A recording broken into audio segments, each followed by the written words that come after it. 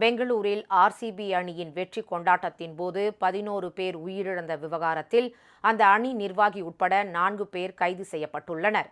IPL கோப்பையை RCB அணி வென்றதையடுத்து கடந்த புதன்கிழமை பெங்களூரு விதான் சௌதா வளாகத்திலும் சின்னசாமி மட்டைப்பந்து திடலிலும் வெற்றி கொண்டாட்டம் நடைபெற்றது.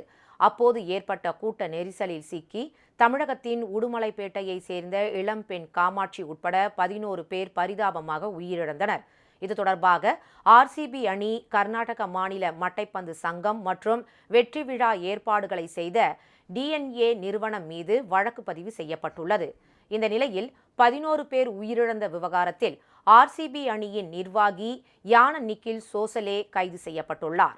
பெங்களூரிலிருந்து மும்பை செல்ல இருந்த நிலையில் வானூர்தி நிலையத்தில் வைத்து அவரை காவல்துறையினர் கைது செய்தனர். இதேபோல் டிஎன்ஏ நிறுவனத்தின் ஊழியர்கள் 3 பேரும் கைது செய்யப்பட்டுள்ளனர். இதனிடையே கூட்ட நெரிசல் வழக்கு தொடர்பான அறிக்கையை 10ஆம் தேதி தாக்கல் செய்ய வேண்டும் என கர்நாடக நீதிமன்றம் ஆணையிட்ட நிலையில் முன்னாள் உயர்நீதிமன்ற நீதிபதி மைக்கேல் டி குன்ஹா தலைமையில் ஆணையம் ஒன்றை கர்நாடக முதலமைச்சர் சித்தராமையா அமைத்துள்ளார்.